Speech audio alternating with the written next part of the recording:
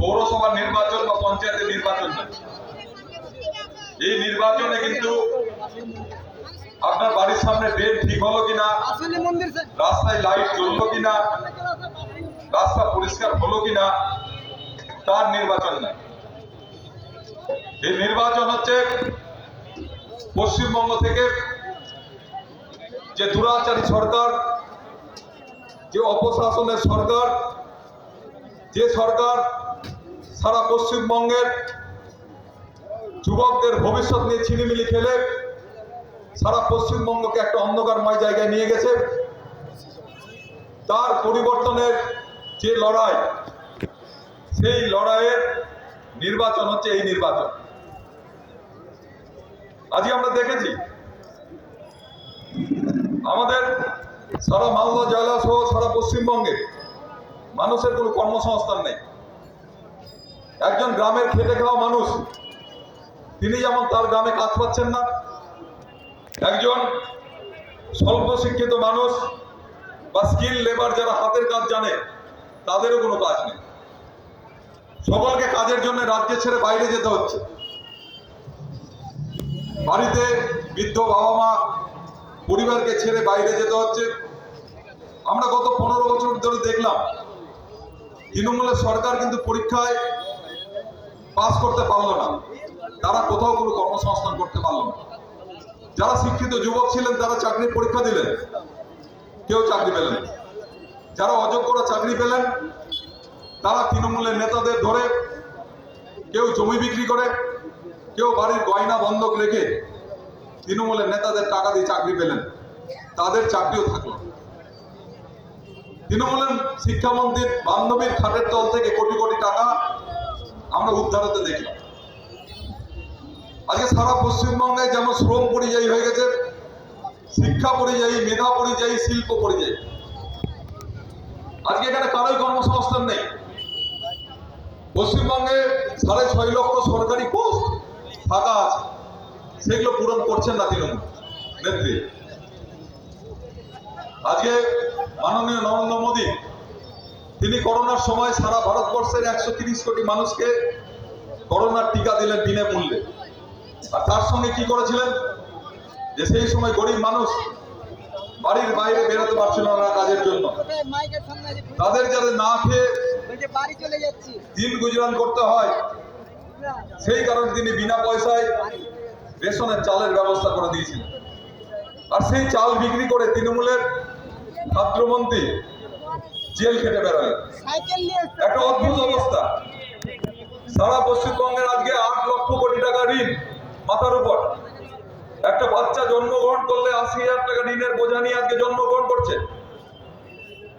আর তৃণমূল নেত্রী সারা পশ্চিমবঙ্গে মহিলাদের 1,500 টাকা লক্ষ্মীর ভান্ডার, 1,500 টাকা যুবকদের যুবসাথী দিয়ে তিনি সারা পশ্চিমবঙ্গকে ভিক্ষাজীবী বানিয়েছেন, ভোট কিনা রাজনীতি করছে। আমরা ভারতীয় জনতা পার্টি করি, আমাদের দেশের 20টা জায়গায় সরকার চলছে।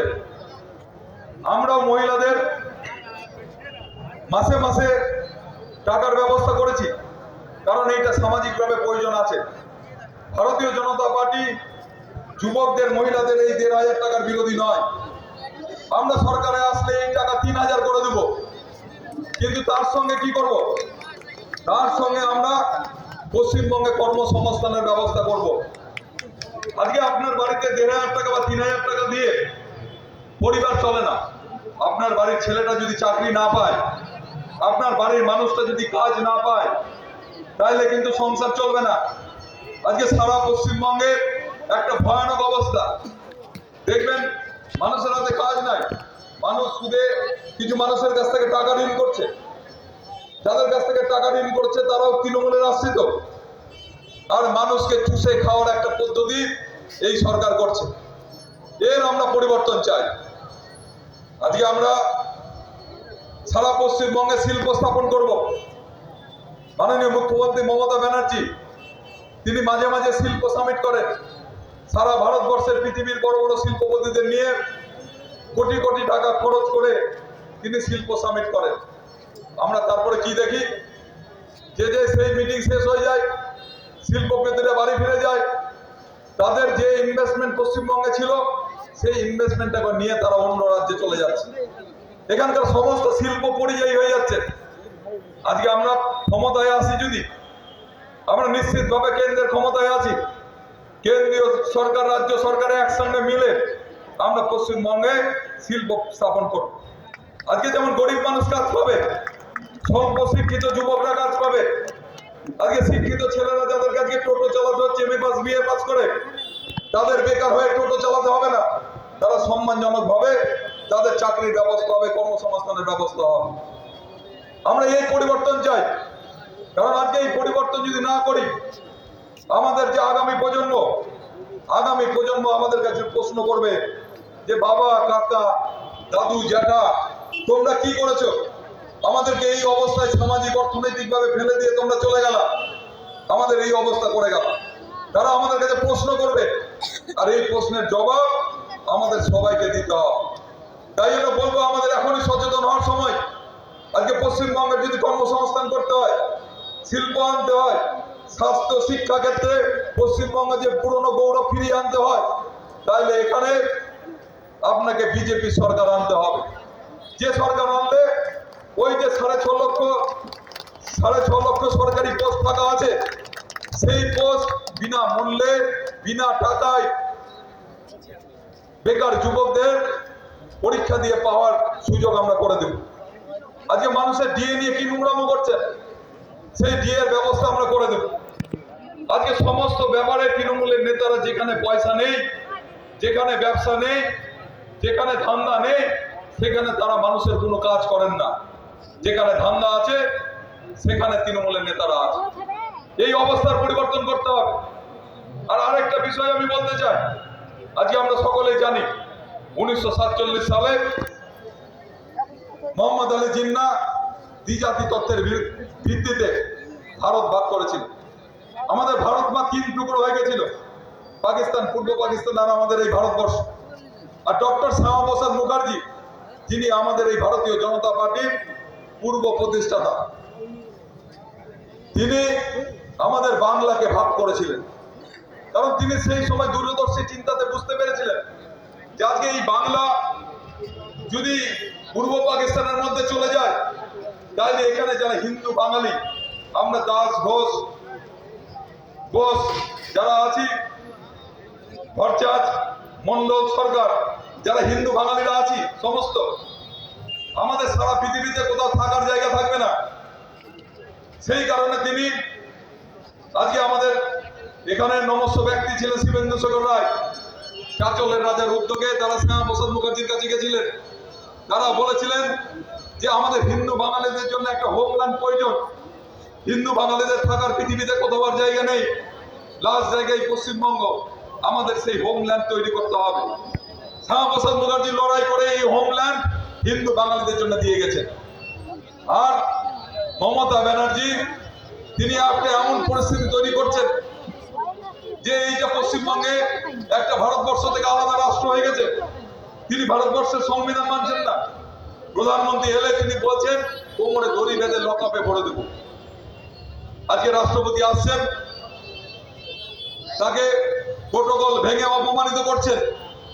কেন্দ্রীয় তদন্ত সংস্থা এখানে তার দুর্নীতি তদন্ত করতে আসলে ক্যালকাটা পুলিশ সঙ্গে নিয়ে গিয়ে সেই তদন্তে বাধা দিচ্ছেন, ফাইল কেড়ে নিচ্ছে।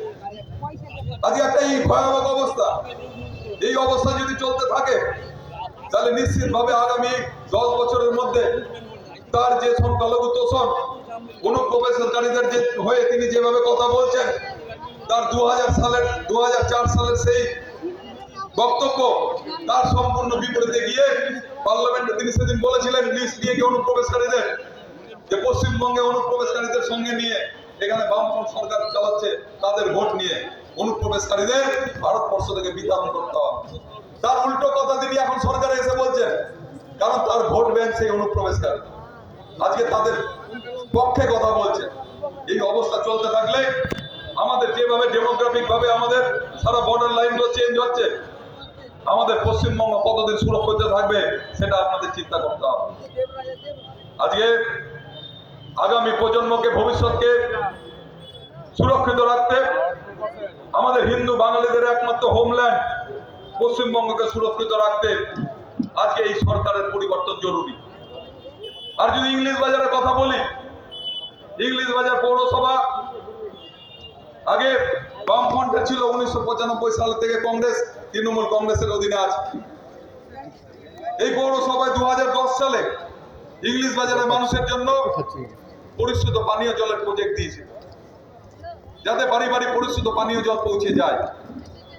কিন্তু আজকে 15 বছর হয়ে গেছে, সেই পরিশুদ্ধ পানীয় জলের প্রজেক্ট এখনো সম্পন্ন হলো না।